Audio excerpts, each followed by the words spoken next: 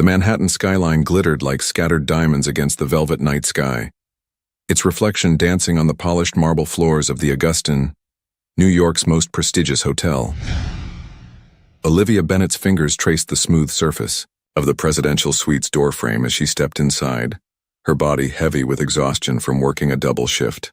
At 28, she carried the weight of responsibility far beyond her years. Each day a careful dance of maintaining the perfect facade expected of the Augustin's head housekeeper, while juggling the realities of being her younger brother's sole provider. Just one more suite, she whispered to herself, suppressing a yawn. The clock on her phone showed 11:47 p.m., well past her usual hours, but the last-minute VIP booking had demanded special attention. Mr. Blackwood's suite needed to be immaculate, even though his arrival wasn't expected until tomorrow morning. The presidential suite stretched before her like a luxury apartment, all chrome and glass and elegance. Olivia moved through her final inspection with practiced efficiency, her trained eye catching every detail. The Egyptian cotton sheets were perfectly pressed, the temperature set to exactly 72 degrees, and fresh orchids graced the custom marble dining table. Everything had to be perfect for Adrian Blackwood, the ruthless CEO whose reputation preceded him like a winter storm. Fatigue tugged at her consciousness as she completed her checklist. The plush armchair by the floor-to-ceiling windows beckoned to her, and Olivia allowed herself to sink into its embrace just for a moment. The city lights blurred before her eyes, a kaleidoscope of color and shadow. She would rest for just 5 minutes, she told herself, then make her final rounds and head home to her tiny apartment in Queens where bills and worries awaited. Just 5 minutes?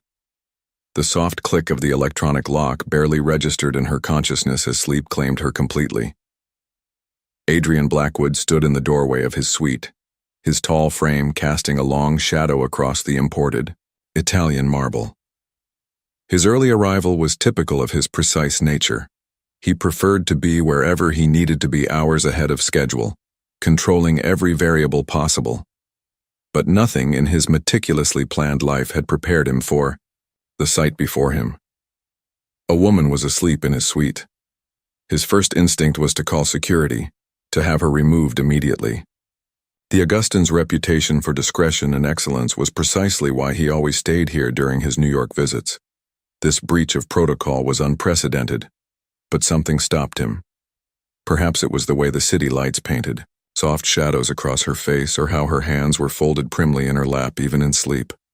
Her hotel uniform was pristine despite the late hour, her name tag catching the light. Olivia Bennet, head housekeeper. Adrian moved closer, his Italian leather shoes silent on the plush carpet.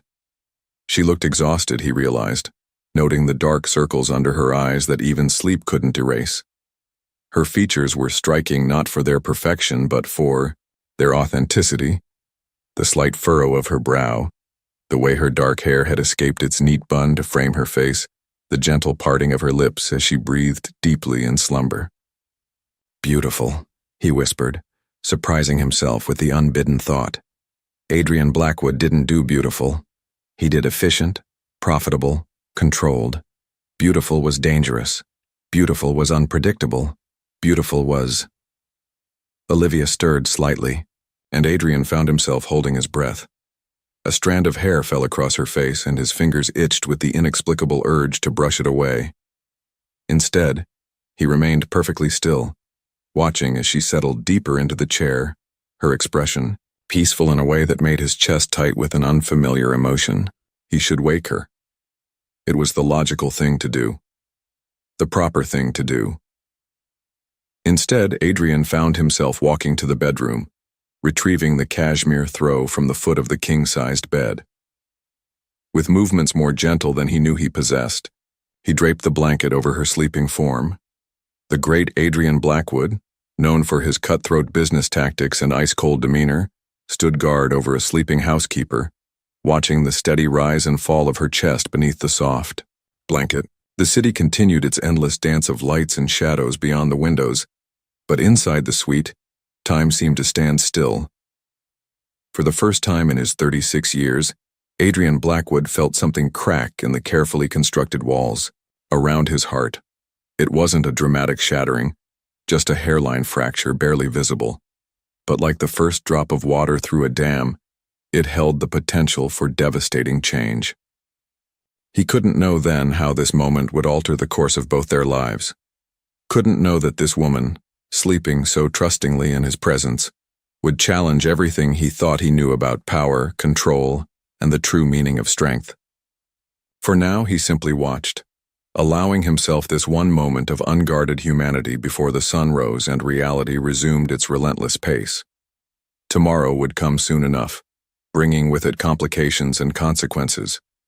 But for now, in the quiet hours of this unexpected night, Adrian Blackwood did something completely out of character. He let something beautiful exist without trying to control it. The night deepened around them, keeper of secrets and silent witness to the beginning of something neither of them could have predicted. Outside, New York continued its endless symphony of life, unaware that in a luxury suite high above its streets, destiny was weaving together two lives in its intricate dance. And Olivia slept on, unaware that her world was about to change forever. The first rays of dawn crept through the floor-to-ceiling windows of the Augustine's presidential suite, painting golden streaks across Olivia Bennett's face. Her eyes fluttered open, momentarily disoriented by the unfamiliar softness surrounding her. Then reality crashed in like a tidal wave. She bolted upright, the cashmere throw falling to her lap, a throw she definitely hadn't brought with her. Her heart hammered against her ribs as her eyes darted around the suite, landing on a half-empty cup of coffee on the marble dining table. Someone had been here. Someone had seen her. "Oh God," she whispered, her fingers trembling as she checked her phone. 6:15 a.m. Dozens of missed calls from her brother Nathan lit up the screen. She'd never made it home last night. The sound of running water from the suite's master bathroom froze her in place. Mr. Blackwood was here, had been here, while she slept. Olivia's mind raced through scenarios, each worse than the last. Being fired. Being blacklisted from every hotel in New York. Having to move back to Ohio, tail between her legs. Dreams of making it in the big city shattered like so much broken glass. The water stopped. She had seconds to decide. Face him and try to explain, or flee and hope somehow this would all go away. Before she could move, the bathroom door opened. Adrian Blackwood stood in the doorway, already impeccably dressed in a charcoal Tom Ford suit that probably cost more than her yearly salary. His dark hair was still damp from the shower, and his steel-gray eyes found hers immediately. "Good morning, Miss Bennett," he said, his voice carrying that precise British accent that made everything sound like a board meeting. "I trust you slept well?" Olivia shot to her feet, the throw tumbling to the floor. "Mr. Blackwood, I am so incredibly sorry. I was doing the final inspection last night and I never—" Her words tangled together, cheeks burning with mortification. He held up a hand, silencing her. "Coffee?" What? Would you like coffee?" He moved to the Nespresso machine with practiced ease. "I've already had 2 cups, but I find most people need at least 1 to face difficult conversations." Difficult conversations. The words sent a chill down her spine. "Mr. Blackwood, please, I know this is completely unprofessional. I've never done anything like this before. I understand if you want to report this to management, but 3 sugars, if I remember correctly." Olivia blinked. "How did you—" "I've observed you in the staff lounge," he said, pressing buttons on the machine. "You always add 3 sugars to your coffee. A rather alarming amount, if you ask me." The casual observation stunned her into silence. Adrian Blackwood, the man whose reputation for ruthless efficiency made seasoned CEOs nervous, had noticed how she took her coffee. He handed her a steaming cup, and their fingers brushed. The contact sent an electric current through her body, and from the slight widening of his eyes, she knew he felt it too. "Sit," he said, gesturing to the dining table. It wasn't a request. Olivia sank into one of the custom leather chairs, gripping the coffee cup like a lifeline. Adrian took the seat across from her, his presence filling the room like a gathering. "Storm, you have a brother," he stated, surprising her again. "Nathan, 22. Pre-med student at Columbia on scholarship but struggling with living expenses. You've been his legal guardian since your parents' accident 8 years ago. How do you—" Fear crept into her voice. "Have you been investigating?" "Me?" A ghost of a smile touched his lips. "I make it my business to know everything about the people in my immediate vicinity, especially those who fall asleep in my suite." The attempt at humor did nothing to calm her racing heart. "Mr. Blackwood." "Adrian, Mr. Blackwood," she insisted, clinging to formality like armor. "I understand this is grounds for immediate termination, but this job, I need this job. Nathan's scholarship doesn't cover everything, and the medical bills from my parents' accident are paid." The words hung in the air between them. Olivia's coffee cup clattered against its saucer. "What?" Adrian's expression remained unreadable. "Your outstanding medical bills. They've been settled. You'll find the collection agencies have been notified." The room seemed to tilt on its axis. "You can't. That's not. Why would you do that?" "Consider it compensation." "Compensation?" Her voice cracked. "For what?" "For providing me with something I haven't experienced in a very long time." His eyes held hers, intense and unblinking. A genuine surprise. Olivia stood abruptly, her chair scraping against the marble floor. "I don't need your charity, Mr. Blackwood. I've managed just fine on my own." "Yes," he said softly. "I can see that by the way you collapsed from exhaustion in my suite." Anger flared, hot and unexpected. "You don't know anything about me." "On the contrary." He stood as well, his height forcing her to tilt her head back to maintain eye contact. "I know you work 60 hours a week. I know you haven't taken a day off in 8 months. I know you send half your paycheck to cover your brother's rent and student housing. I know you skip meals to make ends meet." His voice softened. "I know you're drowning, Olivia." The use of her first name hit her like a physical blow. "Why do you care?" The question seemed to catch him off guard. For a moment, the polished facade cracked, revealing something raw and uncertain underneath. "I wish I knew." They stood there, frozen in a moment that crackled with unspoken possibilities. Olivia could feel her carefully constructed walls beginning to crumble. This man, this stranger who had somehow invaded every aspect of her life in the span of a few hours, was offering her a lifeline, and that terrified her more than drowning ever had. "I have to go," she whispered. "Nathan will be worried." Adrian nodded once, sharp and businesslike, his mask firmly back in place. "Of course, take the day off with pay." "That's not necessary, Ms. Bennett." His tone brooked no argument. "Take the day, rest, and tomorrow." He paused, and for a moment, she could have sworn she saw uncertainty flicker across his face. "Tomorrow, perhaps we could discuss your future over dinner." "Dinner?" The word came out as barely more than a breath. "Yes." He straightened his already perfect tie. "Unless you make a habit of falling asleep in the suites of other CEOs. The hint of jealousy in his tone was so unexpected that a laugh bubbled up before she could stop it. "No, Mr. Blackwood, you're the first." "Adrian," he corrected again, and this time his smile reached his eyes. "And I sincerely hope I'm the last." Olivia fled the suite before she could say something dangerous, like how his smile transformed his entire face, or how her heart had started racing the moment he'd said her name. The door clicked shut behind her with a sound of finality. Inside the suite, Adrian Blackwood stood motionless, staring at the chair where she had slept. The scent of her shampoo lingered in the air, a subtle reminder that he hadn't dreamed the whole encounter. "What are you doing?" he muttered to himself, running a hand through his hair in a rare gesture of uncertainty. He had an empire to run, deals to close, a board meeting in 3 hours.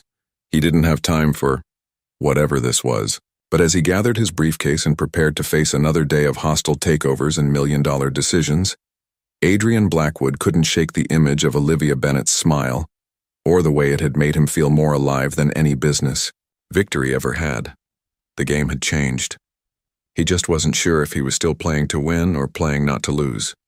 Olivia stood in front of her modest closet, staring at the handful of dresses she owned as if they might offer answers to the questions swirling in her mind. The invitation to dinner with Adrian Blackwood hung over her like a storm cloud, equal parts thrilling and terrifying. "You're seriously going?" Nathan leaned against her bedroom door frame, his lanky frame casting a shadow across the worn carpet of their Queens apartment. "Liv, the guy basically stalked you." "He didn't stalk me." She pulled out a navy blue dress, then immediately put it back. "He just did his research." "Right. Because that's so much better." Nathan ran a hand through his disheveled brown hair, a gesture so reminiscent of their father, it made her heart ache. "And the medical bills? That's not weird at all." Olivia's fingers traced the edge of a simple black dress. "I'm paying him back every cent." "With what money?" The question wasn't cruel, just practical. Nathan knew their finances as well as she did. Besides, guys like him don't do anything without expecting something in return. The truth in his words stung. Olivia had spent the entire day wrestling with the same thoughts. Adrian Blackwood didn't become a business titan by being charitable. Everything was a transaction to men like him. Her phone buzzed with a text message. "Car arriving in 30 minutes AB. "I have to know why," she said finally, pulling out the black dress. "Why he paid the bills, why he's interested, all of it." Nathan's expression softened. "Just be careful, okay? We've made it this far on our own. We don't need some rich guy's charity." But as Olivia slipped into the dress, the only designer piece she owned, bought secondhand for interviews, she wondered if that was true. The weight of their struggles pressed down on her. Nathan's upcoming textbook expenses, the rising rent, the constant fear of one medical emergency destroying everything they'd built. The car that arrived was a sleek black Bentley, drawing curious stares from their neighbors. The driver, an older man with kind eyes, introduced himself as Russell and held the door for her with practiced elegance. "The restaurant, Ms. Bennett?" I don't know where we're going." Russell smiled knowingly. "Mr. Blackwood has taken care of the arrangements." Of course he had. Adrian Blackwood probably hadn't left anything to chance since kindergarten. The car glided through Manhattan, traffic like a shark through water, eventually pulling up to Le Bernardin. Olivia's heart sank. Even the water probably cost more than her weekly grocery budget.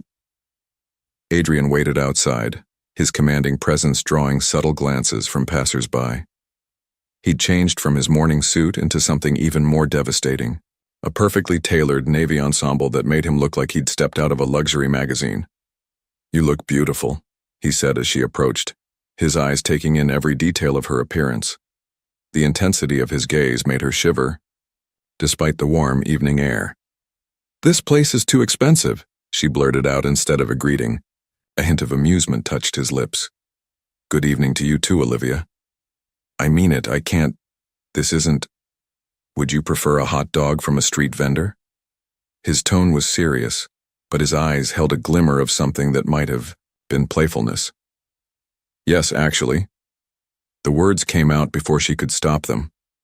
Adrian studied her for a long moment, then turned to the maitre d', who had materialized at his elbow. "Our apologies, Thomas. We'll have to reschedule." Before Olivia could process what was happening, Adrian's hand was at the small of her back, guiding her away from the restaurant. His touch sent electricity coursing through her body, even through the fabric of her dress. "What are you doing?" "Getting a hot dog." He steered them toward Central Park. "Unless you've changed your mind." "But your reservation?" "We'll be there another time." They reached a hot dog cart and Adrian stepped up with the confidence of a man making a multi-million-dollar deal. 2 dogs, everything on them.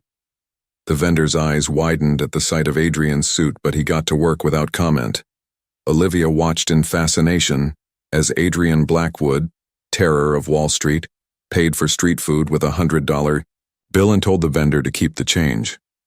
They found a bench overlooking the pond, the setting sun painting the water in shades of gold and pink. Adrian removed his jacket, draping it over the back of the bench with careful precision before loosening his tie. "Better?" he asked, handing her a hot dog wrapped in foil. Olivia took a bite to avoid answering immediately. The simple act of eating street food in evening wear should have felt ridiculous, but somehow it didn't. "Why are you doing this?" "Eating dinner? I find it's necessary for survival." "You know what I mean." She turned to face him fully. "The bills, the dinner invitation, all of it. What do you want from me?" Adrian was quiet for a long moment, watching a family of ducks glide across the pond's surface. "Do you know what my first thought was when I saw you sleeping in my suite?" The question caught her off guard. "That you should call security? That you looked peaceful." His voice had dropped lower, intimate. "I haven't felt peace like that in... I can't remember how long. You weren't trying to impress anyone. You weren't calculating your next move, you were just being. Most people would call that trespassing." A genuine laugh escaped him, the sound rich and surprising. "Yes, well, I've never been accused of being most people." He turned to look at her, all traces of humor gone. "You terrify me, Olivia Bennett." She almost choked on her hot dog. "I what?" "You terrify me because you make me want things I've spent my entire life avoiding. Spontaneity. Authenticity. Connection." Each word seemed to cost him something. "I look at you, and I see someone who has every reason to be bitter, to be hardened by life's cruelties, and yet you still smile at everyone you meet. You still leave chocolate mints on the pillows even though it's not in the hotel's budget. You still believe in something more than just survival." Olivia's heart thundered in her chest. "You've been watching me." "Yes." No apology, no explanation, just truth. "That should creep me out." "But it doesn't?" She shook her head slowly. "It should. Just like I should be afraid of you, of your power, of what you could do to my life with one phone call. But instead..." "Instead?" His voice was barely a whisper now. "Instead, I'm afraid of how much I want to know you. The real you, not the CEO in the newspapers or the man who terrorizes boardrooms." She took a shaky breath. "And that's so much more dangerous." Adrian's hand found hers on the bench between them, his fingers intertwining with hers as if they'd done this 1,000 times before. The simple contact felt more intimate than any kiss. "I paid your bills because I couldn't bear watching." "You destroy yourself trying to stay afloat," he admitted. "Not because I want to own you or control you, though I'll admit control is something of a habit for me." "I'm paying you back," she insisted, even as her fingers tightened around his. "I know." He smiled, and it transformed his entire face. "Your pride rivals mine, which is saying something." They sat in comfortable silence as darkness settled over the park, their empty hot dog wrappers forgotten. The city hummed around them, a constant reminder of the world they'd have to return to eventually. "This can't work," Olivia said finally, voicing the fear that had been growing since that morning. "Our worlds are too different." "Probably not," Adrian agreed, his thumb tracing patterns on her palm. "But I find myself increasingly uninterested in probability." She turned to look at him, really look at him, and found his walls down for the first time. The vulnerability in his eyes made him look younger, more human, more dangerous. "What happens tomorrow?" she asked. "Tomorrow I have a board meeting at 9, and you have the breakfast shift at 7. His precise knowledge of her schedule should have bothered her, but it didn't. "And perhaps if you're amenable, we could have dinner again, somewhere that makes you comfortable." "People will talk." "People always talk. It's one of their less endearing habits." A laugh bubbled up from somewhere deep inside her, genuine and unguarded. Adrian watched her with an expression of wonder, as if he'd just witnessed something rare and precious. "One dinner at a time?" she offered. "One dinner at a time," he agreed, bringing their joined hands to his lips and pressing a kiss to her, knuckles that felt like a promise and a warning all at once. As they walked back to the waiting car, Olivia knew she was stepping into dangerous waters. But for the first time in years, danger felt a lot like hope. The whispers started 3 weeks after their first dinner in Central Park. At first, they were just ripples in the Augustine's carefully maintained atmosphere. Sidelong glances from other housekeepers, conversations that stopped when Olivia entered the break room, subtle changes in the way some guests looked at her during her rounds. "Did you hear?" The words followed her like shadows through the service corridors. "Blackwood hasn't checked out in 3 weeks, longest he's ever stayed." Olivia kept her head high and her expression neutral, just as Adrian had advised. "Let them talk," he'd said over their 4th dinner, this time at a tiny Italian restaurant in Brooklyn that made her feel safe enough to laugh freely. People fear what they don't understand. But understanding was becoming increasingly complicated, even for her. Adrian's presence in the hotel had shifted from something extraordinary to an almost daily constant. He found reasons to extend his stay, invented business meetings that required his presence in New York, crafted elaborate explanations for why the presidential suite needed to remain his for another week. And every day, he found ways to see her. Sometimes it was just a brief moment in a corridor, his fingers brushing against hers as they passed. Other times it was lunch ordered to his suite, where they talked about everything and nothing. Her brother's struggles with organic chemistry, his latest corporate acquisition, the book she was reading between shifts. Today, though, something was different. Olivia felt it the moment she stepped into the hotel's marble lobby.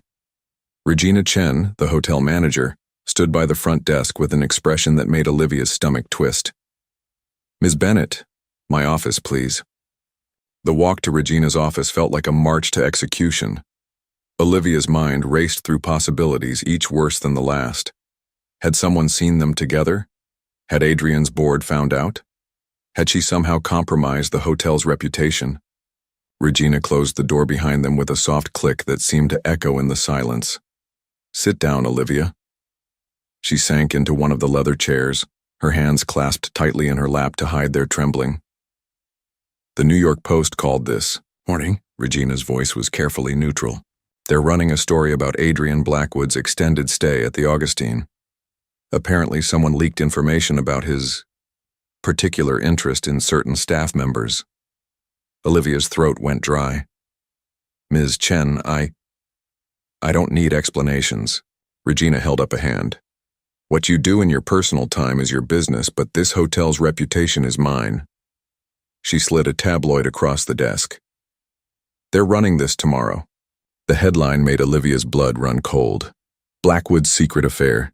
CEO's Mystery Woman Revealed." The photo beneath it was grainy, but unmistakable. Adrian and Olivia in Central Park, their hands intertwined, his jacket draped over her shoulders against the evening chill. She looked happy in the picture, her head thrown back in laughter at something he'd said. He was looking at her with an expression that made her heart ache even now. "The board of directors is concerned," Regina continued. "Not about your relationship, though I'm sure they have opinions on that, but about the appearance of impropriety. A head housekeeper involved with a VIP guest." "Nothing inappropriate has happened," Olivia insisted, her voice stronger than she felt. "We've had dinner. We've talked. That's all." Regina's expression softened slightly. "Olivia, I've known you for 3 years. You're one of my best employees. But this is bigger than just dinner and talking. This is Adrian Blackwood. His world operates under different rules." As if summoned by his name, Olivia's phone buzzed with a text from Adrian. "Emergency board meeting called. Need to see you before. Come to the suite?" "I understand if you need to let me go," Olivia said quietly, her fingers clenched around her phone. "Let you go?" Regina looked genuinely surprised. "No, Olivia. I need you to be careful. The vultures are circling, and they're not just after Blackwood. They'll tear apart every detail of your life, your brother's life, your parents' accident, anything they can use to sell papers. The mention of Nathan made Olivia's protective instincts flare. What do I do? That depends. Regina leaned back in her chair. What is he to you? Really? The question hit harder than any headline. What was Adrian Blackwood to her? The man who paid her family's medical bills without being asked? The CEO who ate hot dogs in $1,000 suits just to make her comfortable? The lonely soul who looked at her like she held answers to questions he'd never dared to ask? Olivia struggled to find words that wouldn't sound naive or foolish. He's someone I'm not ready to lose. Regina nodded slowly. Then my advice is simple. Decide if he's worth the storm that's coming. Because it is coming, Olivia. And it's going to hit hard. The elevator ride to the presidential suite felt longer than usual. Olivia's mind raced with Regina's warnings, with the tabloid headline, with all the implications she'd been trying to ignore for weeks. Adrian opened the door before she could knock, pulling her inside with an urgency that surprised her. His usually perfect appearance was slightly disheveled, tie loosened, hair mussed as if he'd been running his hands through it. They're trying to force me out, he said without preamble, pacing the length of the suite. The board, they're using us, as leverage, claiming my personal indiscretions show poor judgment, that I'm no longer fit to lead the company. Olivia's heart sank. Because of me. No. He stopped pacing, turning to face her with fierce intensity. Because they've been looking for an excuse for months. I've been blocking their attempts to strip the company for parts, to lay off thousands of workers for short-term profit. They see this as an opportunity, nothing more. But I am the opportunity they're using. She held up her phone, showing him the text from Regina about the article. This is going to hurt you. Adrian's expression softened as he read the message. He crossed the room in 3 long strides, taking her face in his hands with a gentleness that made her want to cry. Listen to me very carefully, Olivia Bennett, he said, his voice low and intense. I have spent my entire life building walls, calculating risks, controlling every variable. And then you fell asleep in my suite and woke something in me I thought had died years ago. Adrian, no, let me finish. His thumbs brushed her cheekbones softly. They can take the company. They can take my reputation. They can write whatever stories they want. But I will not let them take this. Take you. From me. Not unless. He stepped back slightly, dropping his hands to his sides. Not unless that's what you want. Olivia stared at him, this powerful man suddenly looking so uncertain, and felt something settle in her chest. A certainty she hadn't expected to find. Regina asked me what you are to me, she said quietly. Do you want to know what I realized? He nodded, not trusting himself to speak. You're the first person since my parents died who's made me feel like I don't have to be strong all the time. Her voice cracked slightly. And that terrifies me more than any newspaper headline. Adrian pulled her into his arms and she went willingly, pressing her face against his chest where she could hear his heart racing. They stood like that for a long moment, letting the city noise fade away outside the windows. We could end this, he murmured into her hair. Before the story breaks, I could release a statement, deny everything, protect your privacy.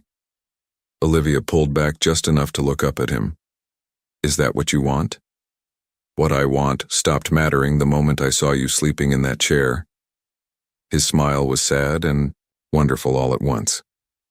What I want is to take you to dinner again tonight, headlines be damned. What I want is to hear you laugh at my attempts to eat street food without making a mess. What I want is... What? Everything, he admitted. With you, I want everything. Olivia rose on her tiptoes and pressed a soft kiss to the corner of his mouth. Their first kiss, gentle, barely there, but full of promise. Then let them talk. Adrian's phone buzzed insistently, a reminder of the board meeting waiting downstairs. Reality intruding on their moment of defiance. Whatever happens in that meeting, he said, straightening his tie, remember that you are not something they can use against me. You are the best decision I've ever made. As Olivia watched him leave to face his board, she sent up a silent prayer, not for protection from the coming storm, but for the strength to weather it together. The Augustine's presidential suite had never felt so silent.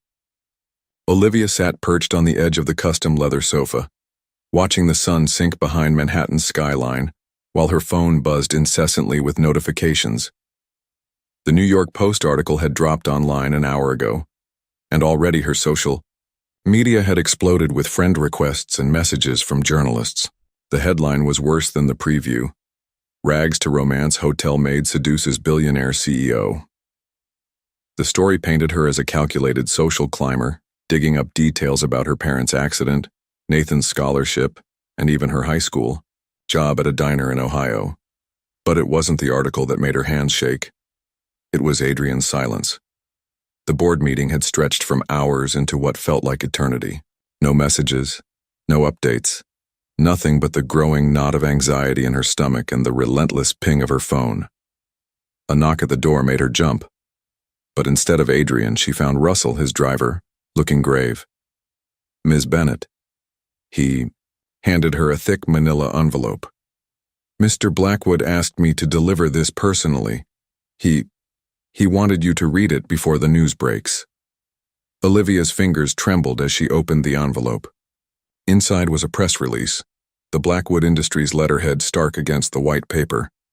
Breaking: Adrian Blackwood steps down as CEO of Blackwood Industries. The words blurred before her eyes. She barely registered Russell's quiet exit. As she read further, following an emergency board meeting, Adrian Blackwood has voluntarily resigned as CEO of Blackwood Industries, effective immediately. This decision comes amid concerns about recent personal matters that the board felt could impact shareholder confidence. "No," she whispered, the paper crumpling in her grip.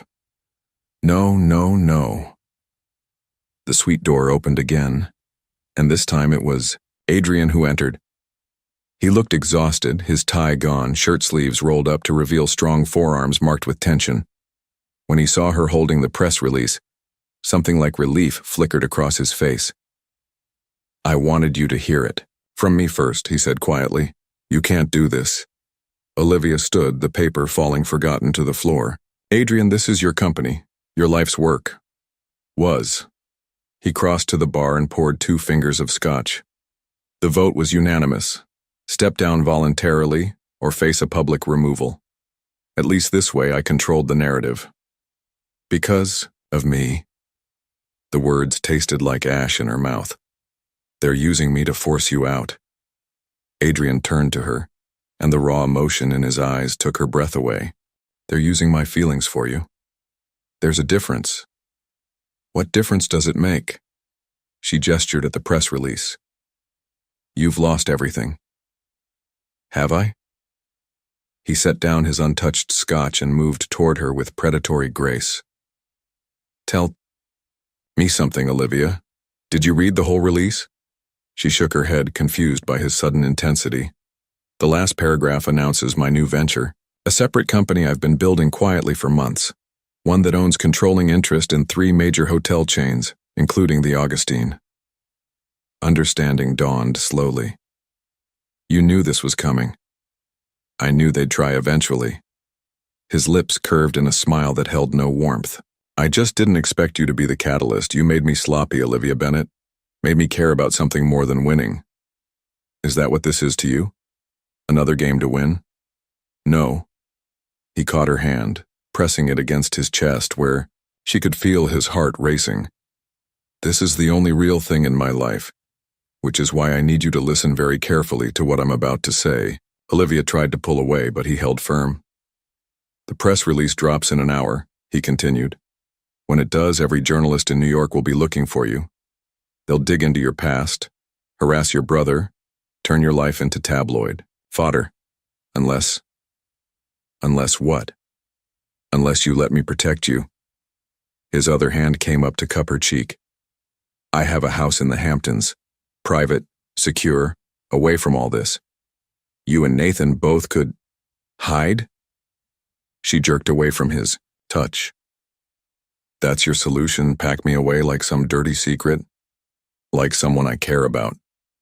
His voice rose for the first time. Do you have any idea what they'll do to you? The stories they'll spin? The way they'll twist everything pure and beautiful about you into something tawdry? I don't care. The words exploded from her with unexpected force. I don't care what they say about me, but I won't let you throw away everything you've built just to protect me. I'm not throwing anything away. He ran a hand through his hair in frustration. I'm choosing something more important. More important than the thousands of people who work for you? The ones you said you were protecting from the board? That hit home. She saw it in the way he flinched, the way his shoulders tensed. I have a plan for that too, he said quietly. The new company, the hotel chains. It's not just about profit. It's about creating something different, something better. But I need time to put all the pieces in place, and I need you safe while I do it. Olivia moved to the window, pressing her forehead against the cool glass. Below, she could see reporters already gathering at the hotel entrance, hungry for a story. When my parents died, she said softly, everyone told me to send Nathan to foster care, that I was too young, too unprepared to raise him, that it would be safer, easier. She turned back to Adrian. But sometimes the safe choice is the wrong choice. This is different. Is it? She stepped closer to him, close enough to see the flecks of gold in his gray eyes. You taught me not to run from who I am, not to let other people's expectations define me.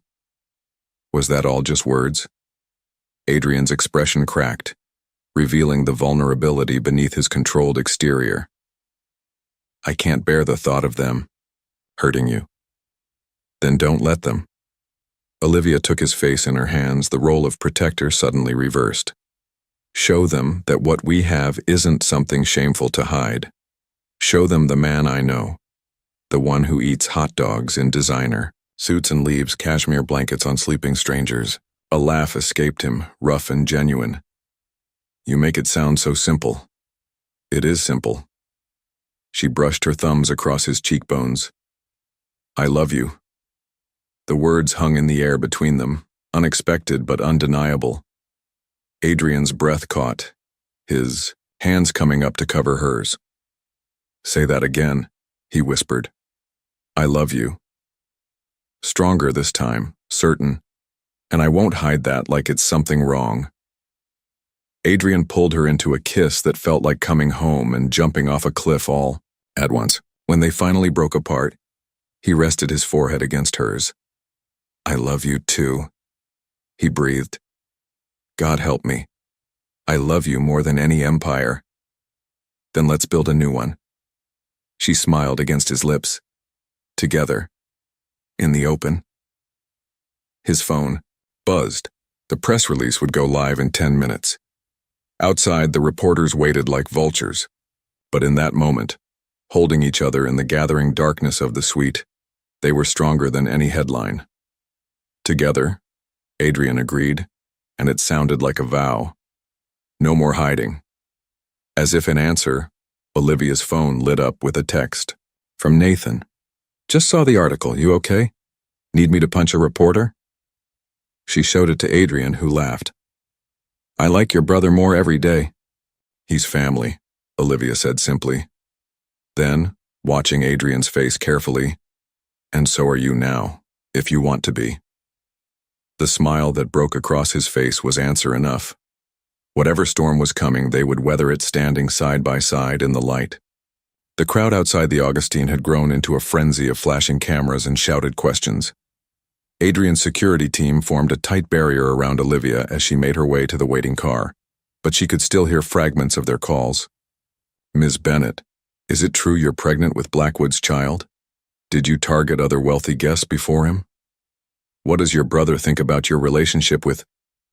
The car door slammed shut, muffling the chaos. Adrian's hand found hers immediately, squeezing tight enough to anchor them both. Russell, he called to the driver, take us to Queens. Olivia turned to him in surprise. Queens? But your interview with the Wall Street Journal. Can wait. His jaw was set in that way she was learning meant his mind was made up. Your brother's been dealing with reporters at Columbia all day. He shouldn't be alone tonight. The simple thoughtfulness of it, putting Nathan first, understanding what mattered to her, made Olivia's throat tight with emotion. She leaned into Adrian's side, drawing strength from his solid presence. "The board's already spinning the story," he said quietly, showing her his tablet. The headlines scrolled past like accusations. Blackwood Industries stock drops, 15% following CEO departure. Sources claim months-long affair led to corporate shakeup. Former Blackwood CEO seen house hunting in Hamptons with mystery woman. "They're painting me as some sort of corporate Casanova." Adrian's voice held an edge of dark humor. "Apparently I've been secretly dating half the hotel staff across the eastern seaboard. And I'm the crown jewel of your harem." Olivia tried to match his light tone, but it fell flat. "You're the reason I finally understood what actually matters." He set the tablet aside, turning to face her fully. "I spoke with Regina this morning. She's prepared to offer you a promotion, director of guest services for the entire hotel group." Olivia stiffened. "Because of you?" "Because you're the most qualified person for the job." His eyes held hers steadily. "You've practically been doing it already, just without the title or compensation. Regina's been planning to create the position for months." People will always say something." He brushed a strand of hair from her face. "The question is, are you going to let their words stop you from growing?" The car slowed as they entered Queens, the familiar streets a stark contrast to Manhattan's glossy facades. Olivia watched a group of kids playing basketball in the fading light, their laughter carrying through the tinted windows. "I started as a maid in Ohio," she said softly, "cleaning motel rooms after school to help with bills. Everyone said that's all I'd ever be, that I should be grateful for steady work." She turned back to Adrian. "But I wanted more. Not money or status, just the chance to build something meaningful. And now I want to prove them wrong. All of them." Her voice strengthened with conviction. "I want to show that our story isn't about some billionaire saving the poor maid. It's about two people who see each other for who they really are." Adrian's smile was fierce with pride. "Then let's give them something worth talking about." They pulled up to her apartment building where Nathan was waiting outside. His face showed the strain of the day, but he managed a small wave when he saw them. "Your security guy's been keeping the reporters away," he said as they approached, "but my phone's been blowing up. Even my professors are asking questions." Adrian stepped forward, extending his hand. "I apologize for the intrusion into your life, Nathan. If there's anything I can do?" "Actually, there is." Nathan's grip was firm as he shook Adrian's hand. "You can come upstairs and help me convince my sister to stop reading the comments on these articles." The unexpected olive branch hung in the air for a moment before Adrian laughed. "Deal." The three of them made their way up to the small apartment where takeout containers and textbooks covered the kitchen table. It wasn't the presidential suite, but somehow Adrian looked more at ease here than he had in all his luxury. "Nice place," he said, and Olivia could tell he meant it. "It's home," she replied simply. Nathan cleared space at the table while Olivia made coffee, the cheap kind, not Adrian's imported beans. They settled into an unlikely family tableau. The billionaire CEO, the med student, and the housekeeper turned executive, sharing Chinese food and strategy. "The press will dig up everything," Adrian warned, picking at his lo mein. "Your parents' accident, the insurance battles, every job you've both ever had. Let them." Nathan's voice was steady. "We haven't done anything wrong. Neither has Liv." "No," Adrian agreed, looking at Olivia with such naked adoration it made her chest ache. "She's done everything right." "But they'll try to make it wrong," Olivia said quietly. "They'll twist it into something ugly. Then we tell our own story." Adrian pulled out his phone, scrolling through emails. "I have interviews lined up with several major outlets. Reputable ones, not tabloids. They want to know about the new company, the future of Blackwood Industries, the scandal that brought down a CEO." "And what will you tell them?" Nathan asked. "The truth." Adrian reached for Olivia's hand across the table. That I fell in love with a woman who reminded me what integrity looks like. That watching her fight for her family, for her dreams, made me want to be worthy of her. That every decision I've made since meeting her has been about building something better, not just bigger. Tears pricked at Olivia's eyes. Adrian, I mean it. His voice roughened with emotion. The board thought they could use our relationship to destroy me. Instead, it saved me. Saved me from becoming just another soulless corporate raider who measures success in stock points. Nathan studied them both for a long moment. You know this won't be easy, right? The press, the society people, your old business associates, they're not going to let this go. Nothing worth having comes easy, Olivia said, the words her mother used to say flowing naturally. But nothing worth having should be hidden, either. Adrian's phone buzzed with another news alert. Without looking at it, he turned it face down on the table. Tomorrow, he said, we'll face the interviews and the photographers and all of it. But tonight, he squeezed Olivia's hand. Tonight I'd like to hear more about this motel in Ohio where it all started. And so, in that small Queens apartment, while the media storm raged outside and their worlds shifted on their axes, they shared stories. Adrian listened with genuine interest as Olivia and Nathan talked about their parents, about struggling through college, about small victories and crushing setbacks. In turn, he opened up about his own past, the mother who left, the father, who never learned to show love except through achievement, the loneliness of success. Somewhere between midnight and dawn, as Nathan dozed on the couch and the city hummed below, Olivia realized something profound. They weren't just weathering a storm together. They were building a shelter, a family, something stronger than headlines or social expectations or corporate power plays. What are you thinking? Adrian murmured, noticing her contemplative expression. That sometimes the biggest risks bring the greatest rewards. He pulled her closer, pressing a kiss to her temple. Worth it? Olivia looked around her humble apartment, at her sleeping brother, at this powerful man who chose love over empire, and smiled. Worth everything. The Wall Street Journal interview was going perfectly until they asked about Cassandra Blackwood. Adrian's hand, resting casually on the back of Olivia's chair in his temporary office at the Augustine, went rigid at the mention of his mother's name. The reporter, a sharp-eyed woman named Diana Chen, noticed the reaction and pressed harder. Your mother's recent book claims she left because your father was emotionally abusive. She suggests this pattern of relationship difficulties might be hereditary. Olivia felt Adrian's fingers dig into the leather of her chair. They hadn't discussed his mother's book. She hadn't even known it existed until this moment. My mother, Adrian's voice was arctic, hasn't been part of my life for 28 years. She's hardly qualified to comment on my relationships or character. And yet, Chen persisted, she paints a very specific picture of the Blackwood. Men, ambitious, controlling, unable to separate love from power. Some might say your current situation, dating an employee, the corporate upheaval, the public scandal, validates her concerns. I think we're done here. Adrian stood abruptly, his carefully maintained composure cracking. Mr. Blackwood, the public has questions. The public, he cut in, can read my mother's fiction if they want salacious stories.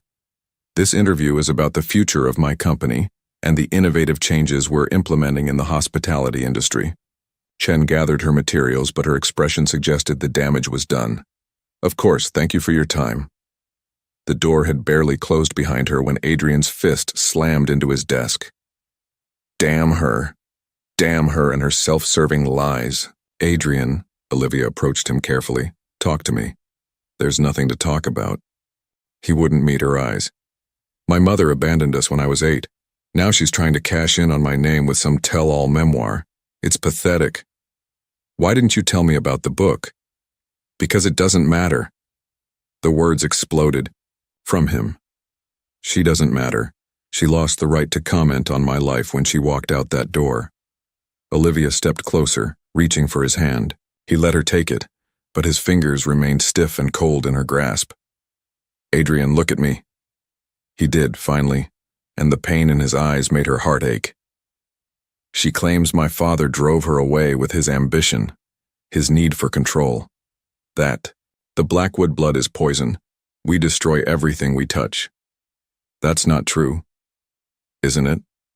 He pulled away, pacing the office like a caged animal. Look at what's happened since you met me.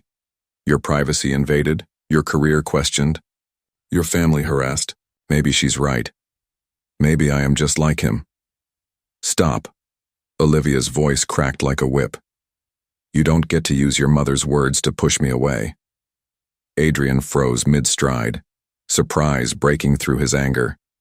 You're not your father, she continued, moving to stand in front of him. And you're not the villain in your mother's book. You're the man who left his empire to protect his employees, who eats takeout in Queens and helps my brother with his med school applications, who looks at me like I'm something precious instead of something to possess. Olivia, no, you need to hear this.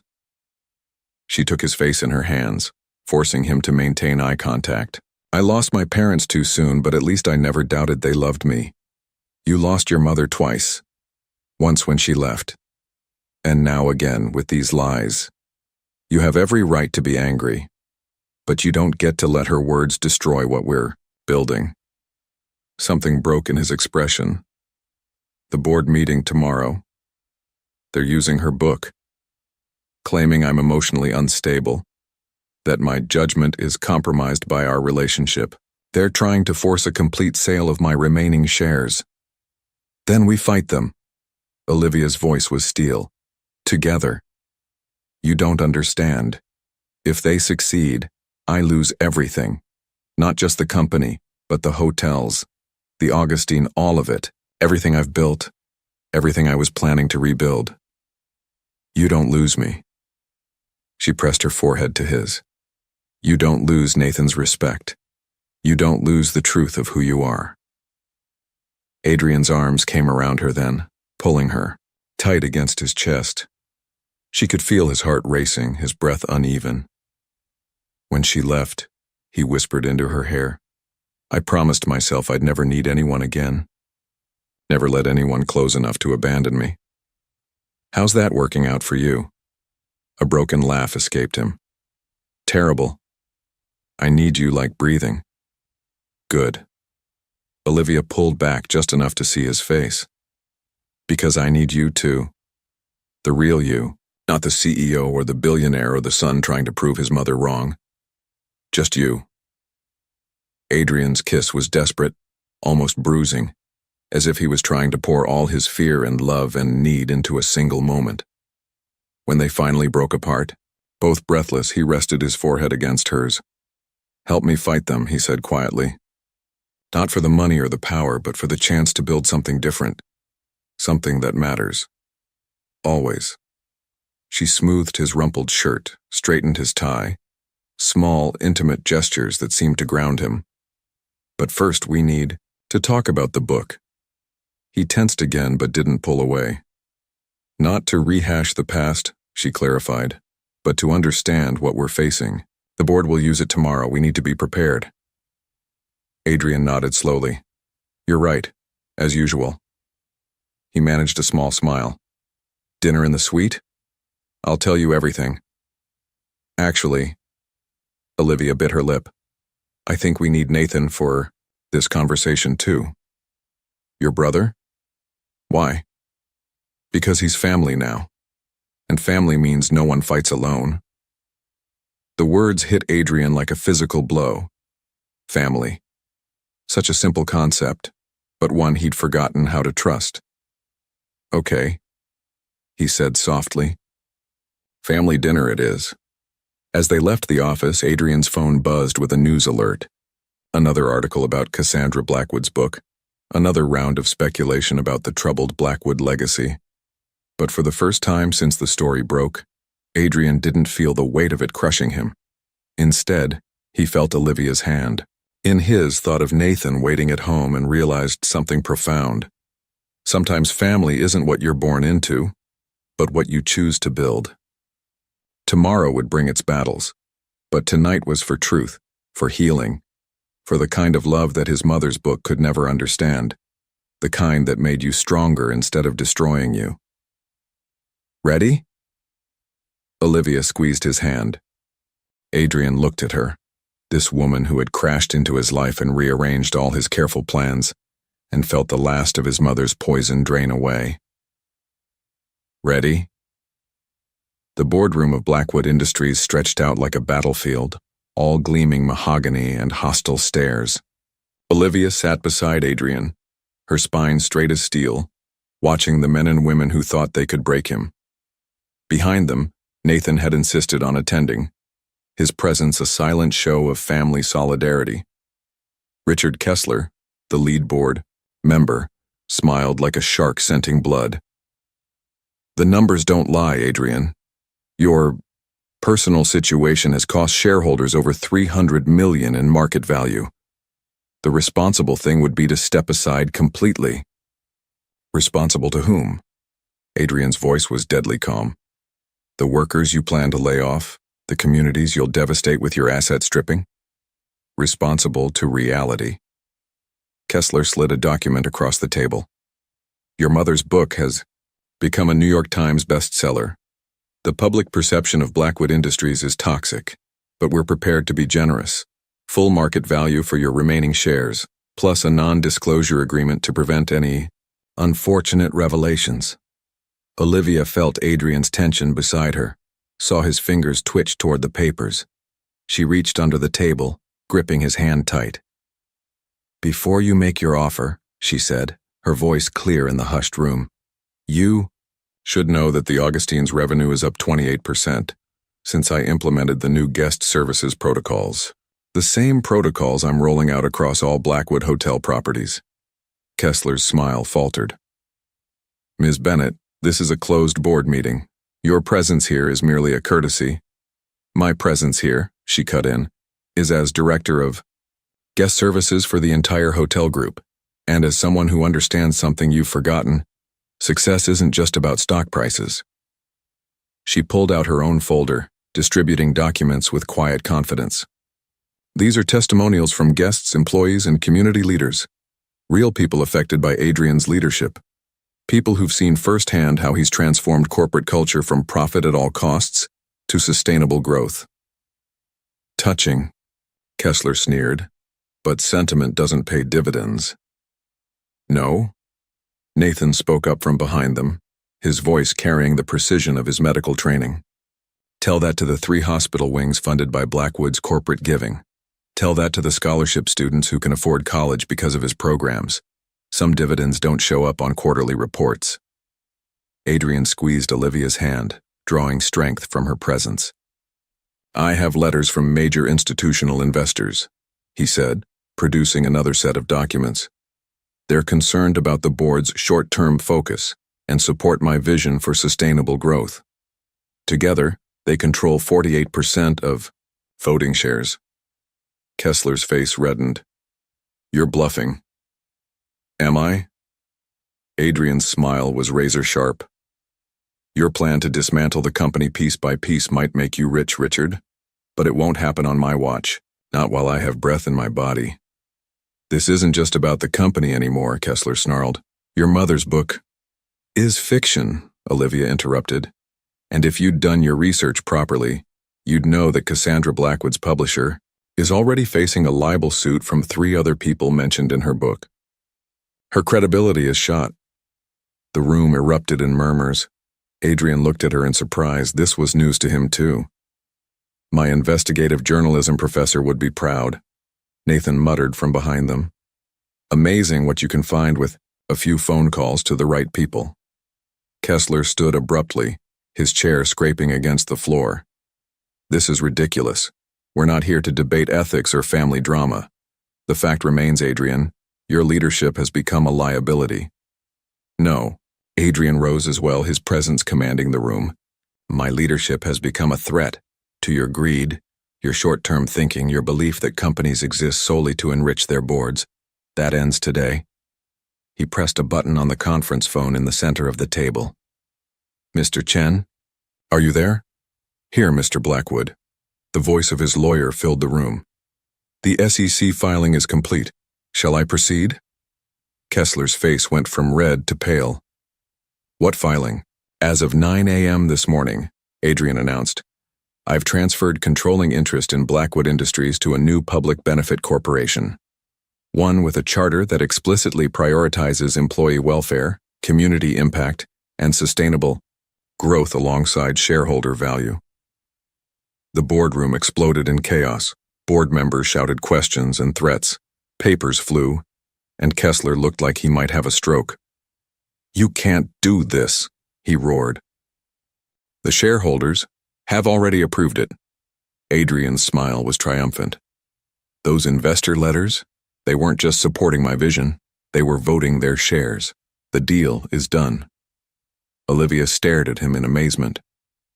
When did you remember all those late nights I was working on contingency plans? He squeezed her hand. This is what love looks like in corporate law, making sure no one can ever use our relationship to threaten what we're building. Nathan let out a low whistle. Remind me never to play chess with you. Mr. Blackwood? His lawyer's voice came through the speaker again. The press release is ready. Should we proceed with the announcement? Adrian looked at Olivia, a question in his eyes. This was more than a business decision.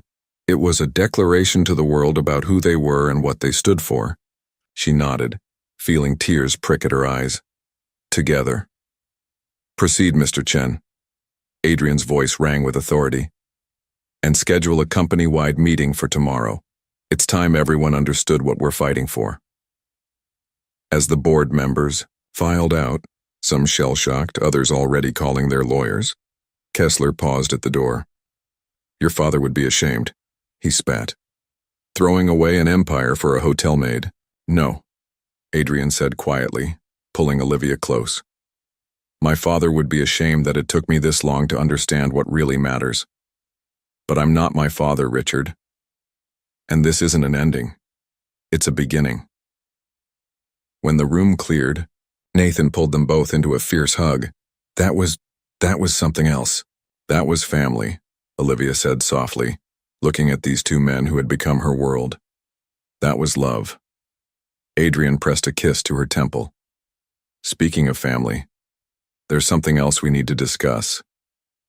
He pulled away slightly, reaching into his pocket. I was going to wait for a more romantic moment, but after watching you fight for me in there, Olivia's heart stopped as he dropped to one knee. Olivia Bennett, he said, his voice rough with emotion. You walked into my life by falling asleep in my suite, and you've been waking me up ever since, showing me what matters, what's worth fighting for. Will you? Yes, she breathed, not letting him finish. Yes, yes, yes. The ring was simple and elegant, not the ostentatious display she might have expected from a billionaire, but something that spoke of understanding who she really was.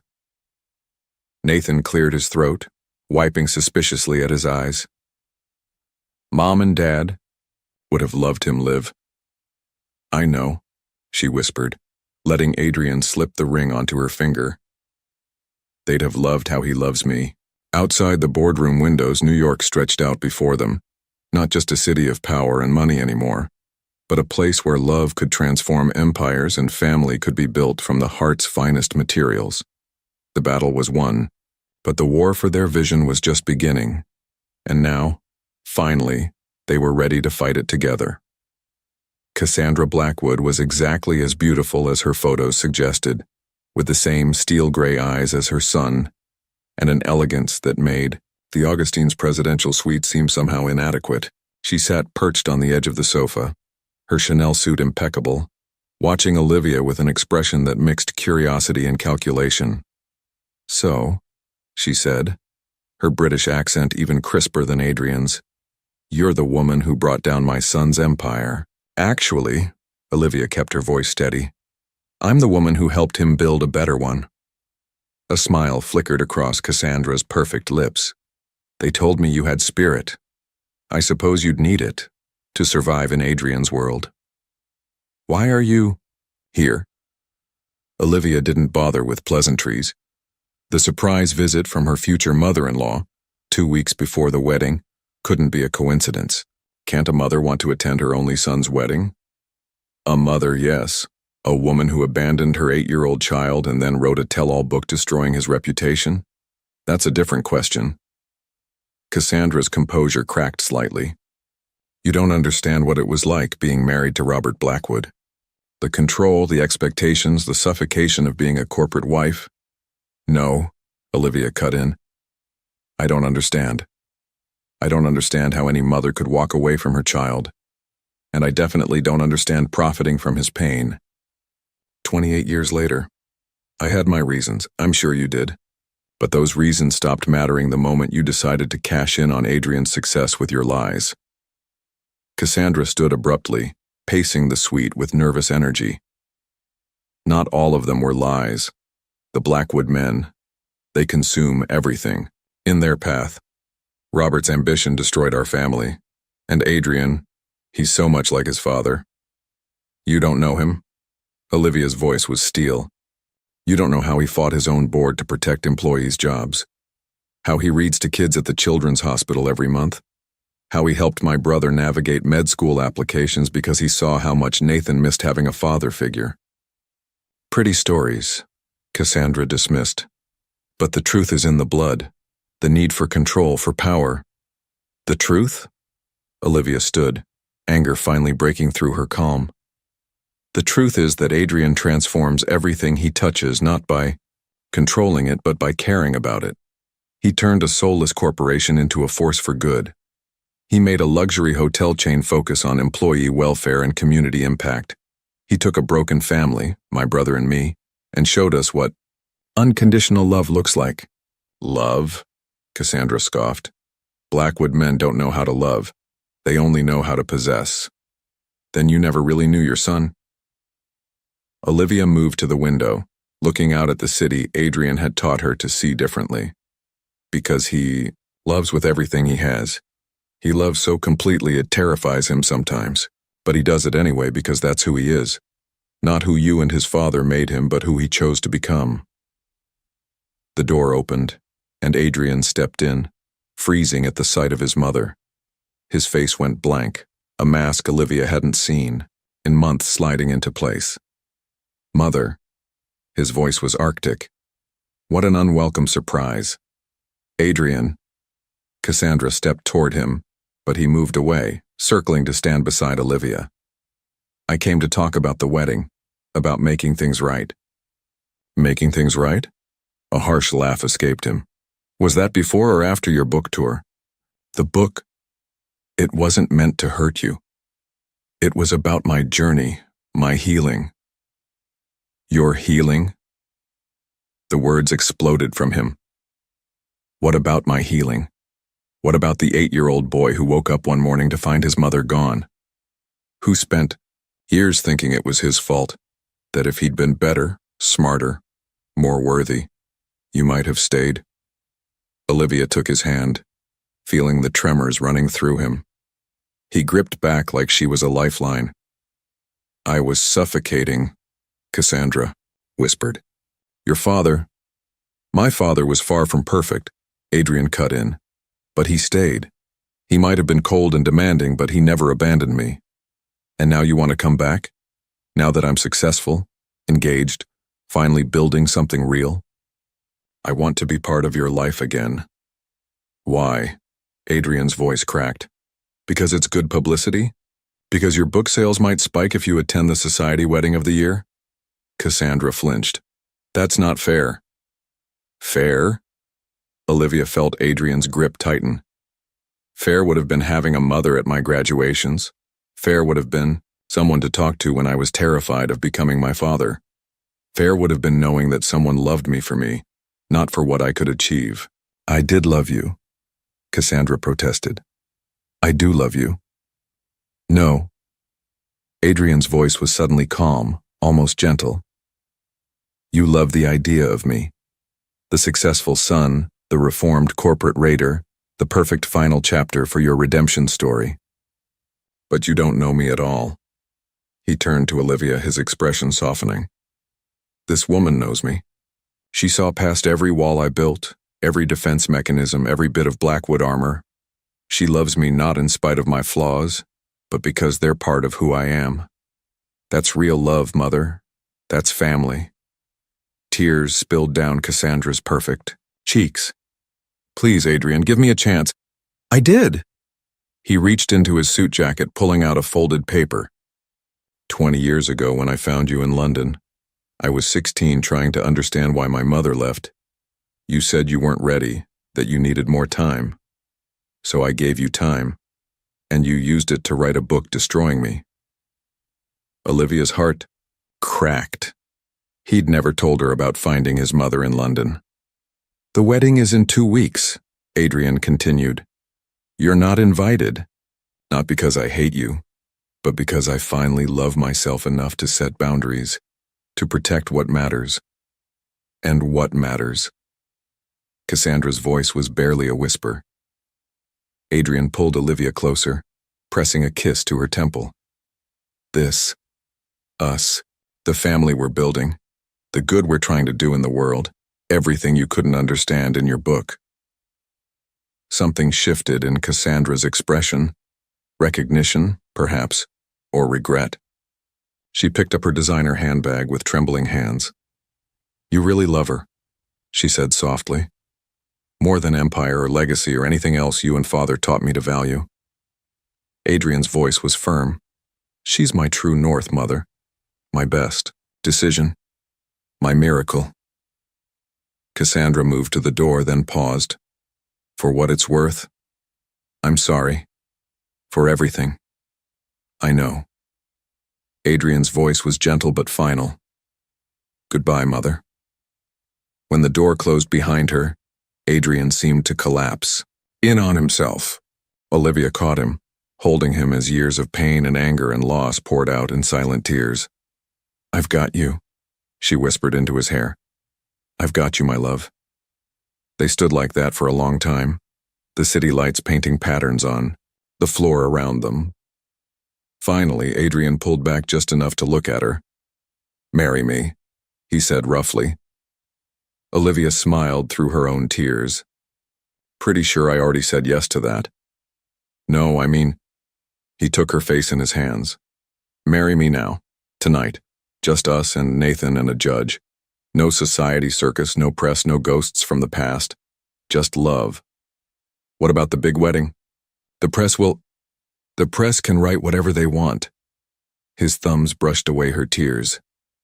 I don't want to wait 2 more weeks. I don't want to share our moment with 500 strangers. I just want you, in whatever dress you're wearing, right now, promising to build a better world with me. Olivia looked up at this man who had crashed into her life and rearranged all her careful plans, who had shown her that love wasn't weakness but the greatest strength of all. Yes, she breathed. Yes to tonight. Yes to everything. Yes to forever. Adrian's kiss tasted of tears and joy and promise.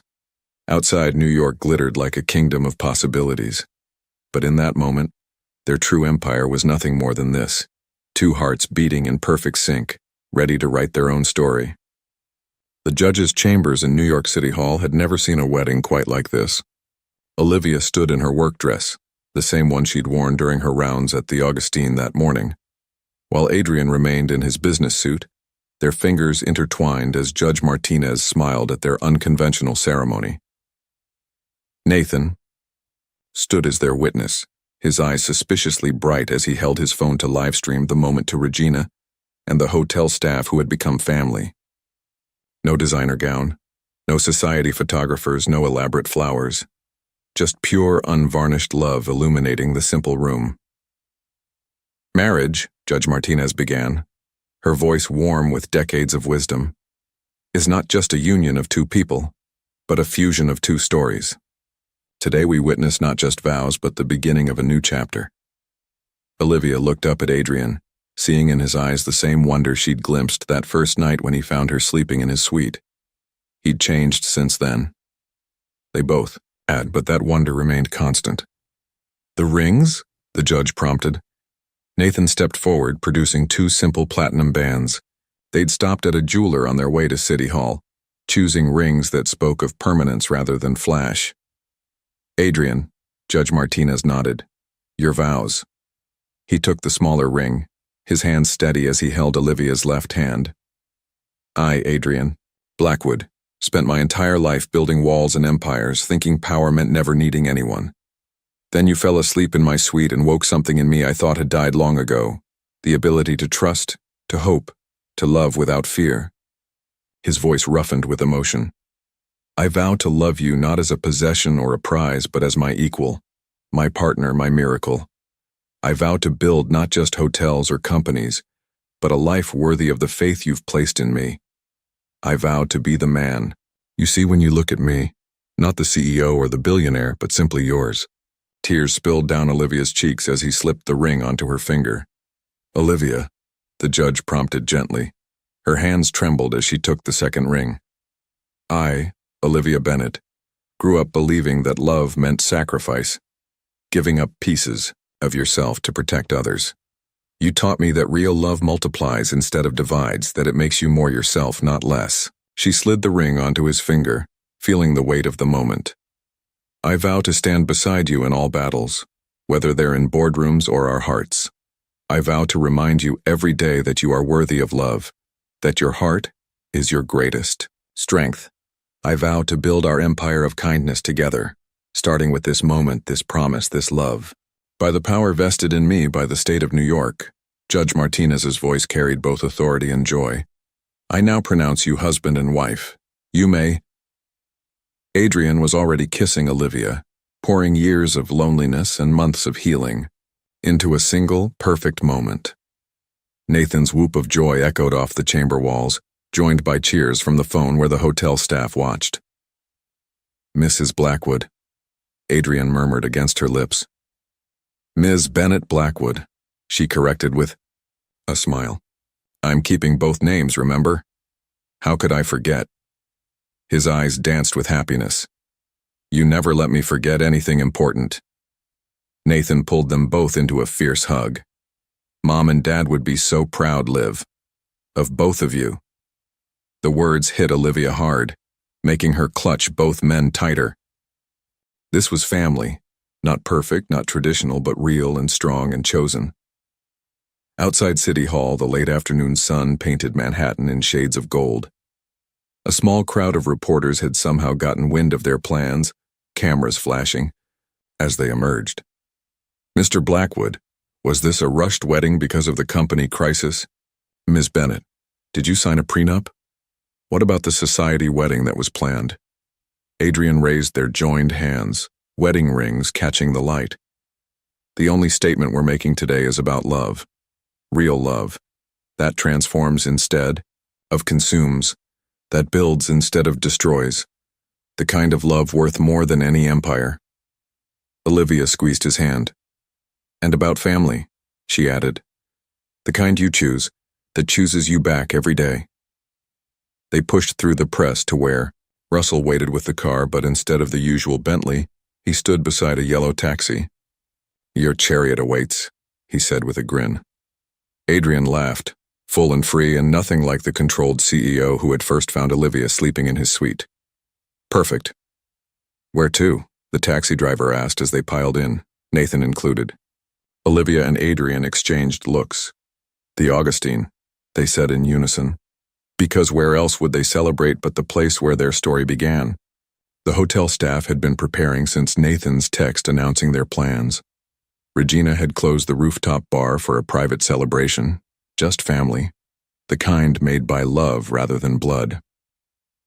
As they drove through the city streets, Olivia rested her head on Adrian's shoulder, their rings glinting together.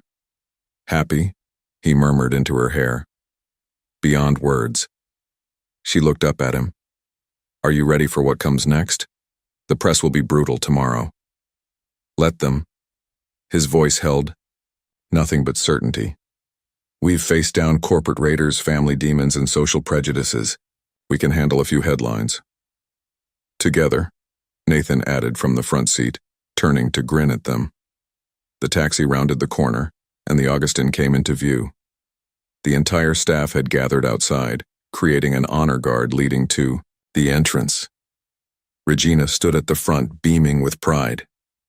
Look, Adrian said softly, pointing up. On the building's facade, someone had arranged the lights in guest rooms to spell out "Love Wins" across 20 stories. Olivia's breath caught. How did they? I might have helped coordinate while you were getting the rings, Nathan admitted. The guests were surprisingly enthusiastic about participating in a love story. As they stepped out of the taxi, the staff erupted in cheers. These weren't just employees celebrating their boss's wedding. They were families celebrating love's victory over cynicism, hope's triumph over fear. Adrian pulled Olivia close as they walked through the corridor of celebration, rose petals falling like blessings. Thank you, he whispered. For what? For falling asleep in my suite, for seeing past my walls, for teaching me that real power isn't about control, it's about having the courage to let love transform you.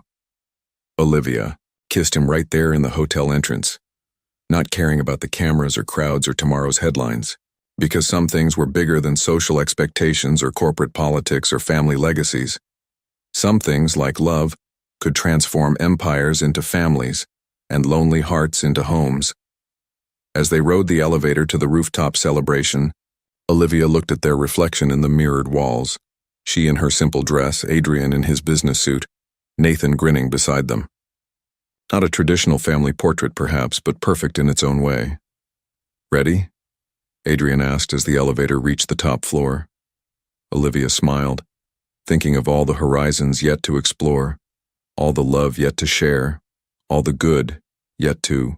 "Joint ready," she said, squeezing his hand. "For everything." The doors opened to their future, bright with possibility and rich with love's finest promise, that sometimes the greatest empires are built not of steel and glass, but of hearts brave enough to choose each other every single day. Have you ever had a moment where exhaustion or what seemed like bad luck actually led you to something life-changing?